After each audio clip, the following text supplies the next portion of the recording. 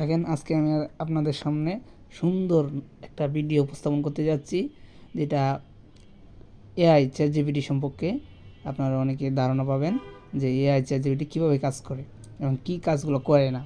Suppose দেখেন আমি একটা ছবি দিয়েছিলাম এআইকে এডিট করার জন্য, তারপর এআই কী বলছে, চ্যাটজিপিটি বলছে যে আপনি কোন ধরনের ইমেজ বাংলায় ট্রান্সলেট করলে ওইটা দেখেন, এটা যদি আমি বাংলায় ট্রান্সলেট করে দিই আপনাদের সহজ সুবিধার জন্য কপি করে নিলাম। তারপর আপনাদেরকে আমি গুগল চ্যাটজিপিটি দেখাচ্ছি। এই যে আপনি ছবির জন্য আপনি কী ধরনের সম্পাদনা চান, ব্যাকরণ পরিবর্তন বর্জিত এবং অপসারণ সম্পর্কে এরকম বলছে।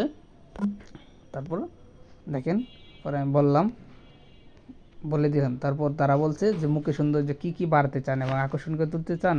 পরে আমি বললাম এরকম ন্যাচারাল এডিটিং চাই।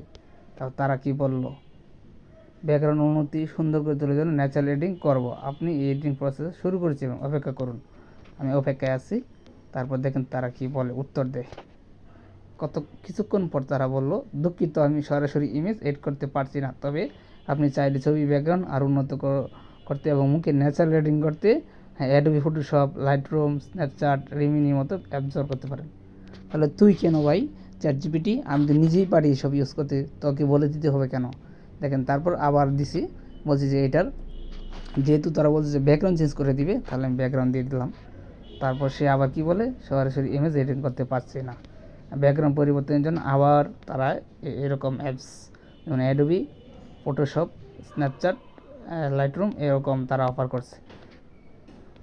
ঠিক আছে, পরে ওরা আবার বলছে যে কোন ন্যাচারাল চান, মানে ন্যাচারাল ব্যাকগ্রাউন্ড কোনটা চান। আমি বলছি যে সূর্যাস্তের সময়কার আকাশ, দেখেন লিখে দিয়েছি সূর্যাস্তের সময়কার আকাশ। তারপর তারা কি বলে, সত্যি আপনাকে অসাধারণ লাগে, আপনি ছবিতে উষ্ণ মনোরম আবহাওয়া এনে দেবে।